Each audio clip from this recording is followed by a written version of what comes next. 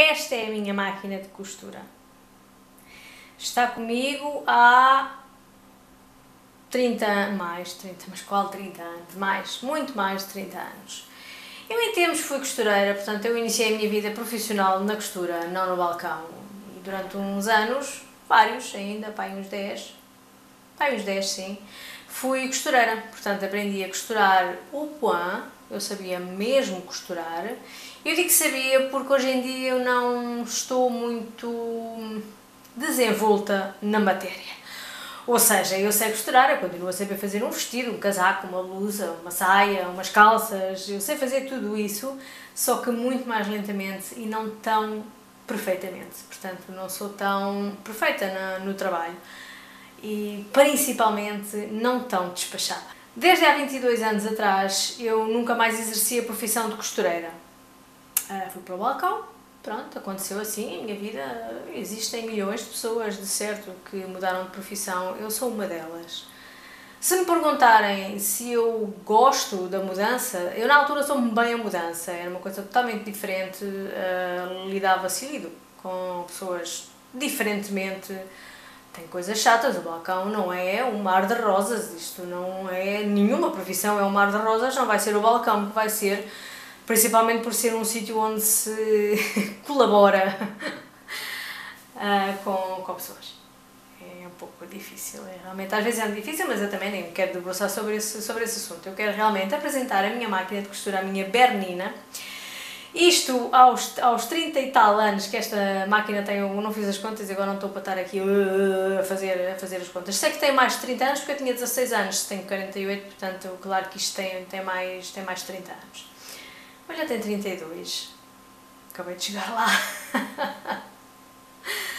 Bem, isto era foi uma máquina caríssima, os meus pais é que me ofereceram, porque quando eu fui para a costura, para aquela pessoa em questão, portanto a senhora, a Dona Eugénia, o ateliê onde eu trabalhei durante mais tempo, onde aprendi, acabei por aprender quase tudo, ela não tinha máquina de costura para mim e os meus pais então decidiram investir numa máquina e emprestar, assim, por assim dizer, à Dona Eugénia enquanto ela me ensinava a costurar.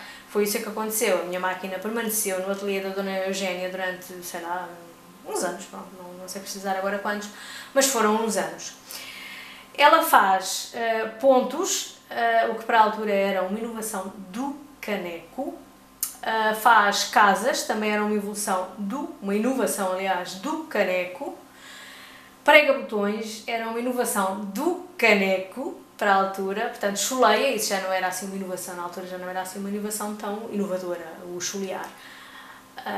Faz também, então os tais pontos, tem 20 tipos de pontos, é com bolinhas, é com triângulos, é com ondinhas, é com zigue-zagues, é com quadradinhos, pronto, são 20. O mecanismo dela, eu fico sempre maravilhada com o mecanismo da máquina, por dentro, acho um piadão isto. Ela não é afinada há muitos anos mesmo, mas ela continua aqui, sã, porque eu vou afinando com aquilo que aprendi, pronto, a gente aperta ou desaperta o caneleiro, a gente aperta ou desaperta o botãozinho que é para isso, que é este aqui, e vai tenteando a coisa até chegar a um ponto primoroso, que ela ainda o possui. Às vezes é que lhe dá assim uma macacoa qualquer e eu tenho que andar para ali a mexer e a ver quando é que dá. Também é uma influência muito grande sobre sobre o primor dos pontos que a máquina faz, é o tipo de tecido, isso é realmente um ponto muito influente. Há tecidos muito densos, em que a agulha não pica com competência, vá. E então ela dá pontos em falso porque o tecido é tão denso, tão juntinho, que não dá a agulha fazer a laçada com a linha de baixo, com o caneleiro. Depois tenho aqui uns utensílios muito engraçados, que pelo menos eu acho, que é esta almofadinha. Foi uma menina muito especial, que pertence à família hoje em dia, que me ofereceu, juntamente com o Rico Filho, no Natal desses aí, e eu uso-a porque realmente dá muito jeito. Portanto, isto é uma almofadinha para colocar, estava-me a esquecer, é uma almofadinha para colocar os alfinetes. o mal que esta almofadinha tem, portanto ela é toda decorada com itens da costura, tem aqui um dedal, tem uma pequenina máquina de costura, tem uma tesoura, tem um pau de giz e depois está aqui decorada com uma florinha. Às vezes o que acontece é que os alfinetes se enterram de tal forma que, mesmo tendo cabecinha, eles vão lá para baixo.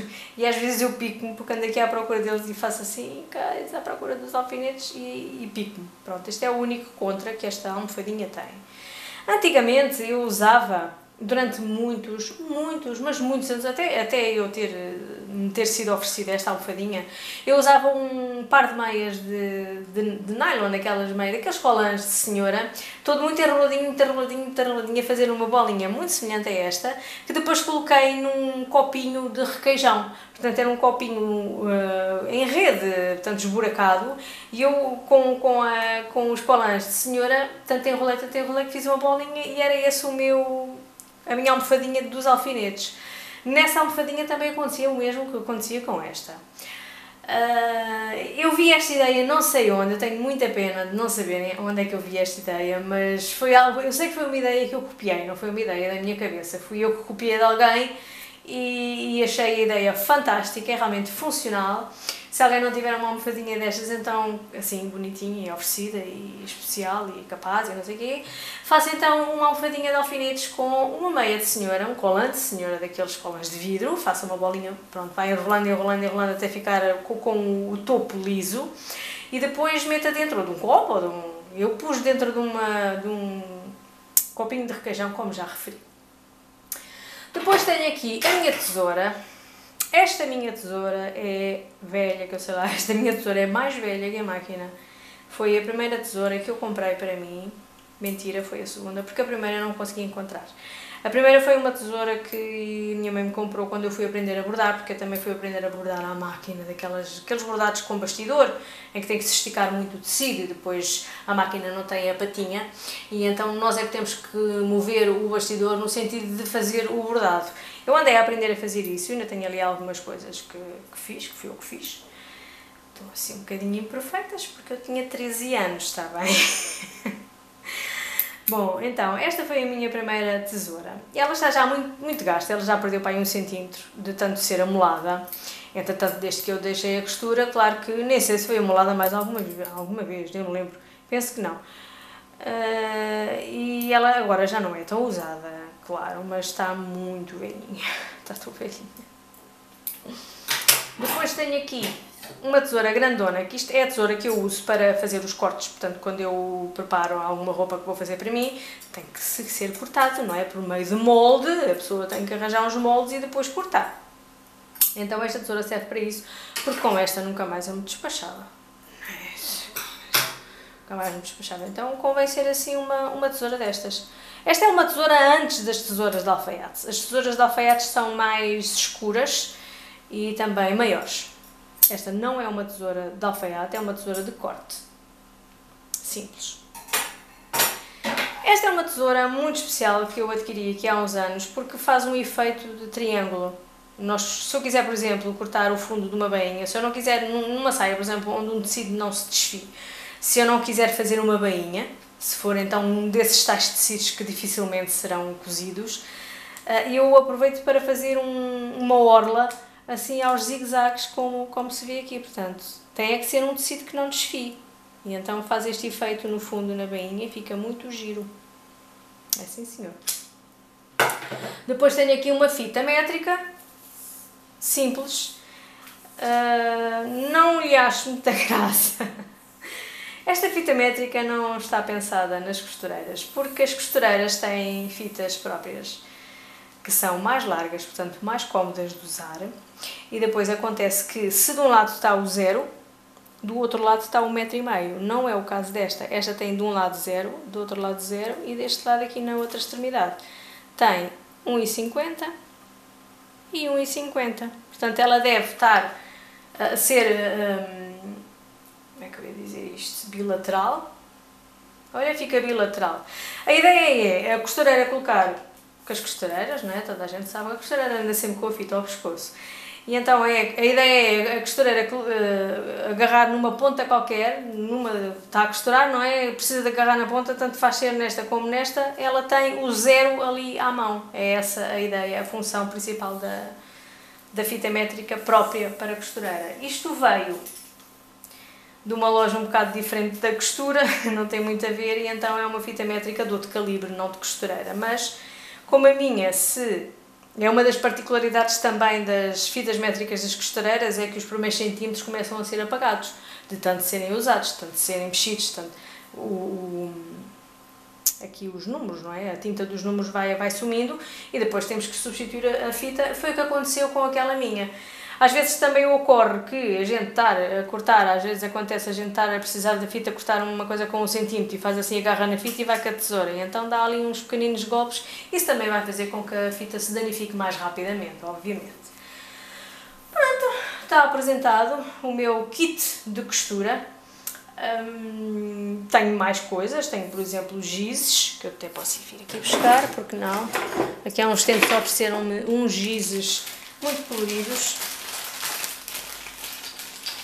que tinham para lá, e como tinham para lá eu decidi guardá-los. Estes gizes são normalmente usados para demarcar o sítio onde se vai cortar, portanto demarcar os moldes. Imagine-se uma senhora que tem muito peito e pouca anca, então a senhora da parte de baixo veste por exemplo o 38 e da parte de cima veste por exemplo o 42. Ora, um molde convencional está estruturado para que a pessoa vista um número só em baixo e em cima. Então a costureira tem que fazer ali o jogo e pronto, fazer umas medidas, fazer quantas vezes intuitivamente e quantas vezes. E é claro que tem que se fazer umas mediçõezinhas, não é? Mas muitas vezes o que joga muito o instinto, sem dúvida, e o olho, sem dúvida. E então demarca-se o sítio onde se vai cortar com estes gizes. Quando o giz é assim escuro, dá para os tecidos escuros. Quando o tecido é claro, convém usar um giz claro, neste caso este é amarelo, que é para não sujar muito o tecido, ainda que fique mesmo na pontinha, né? Pronto. Agora que creio que está tudo. Pronto, eu tenho ali mais utensílios de costura, mas realmente creio que estes são os mais relevantes. Relevantes, querida. Relevantes. Também são revelantes, mas eu queria mesmo dizer relevantes.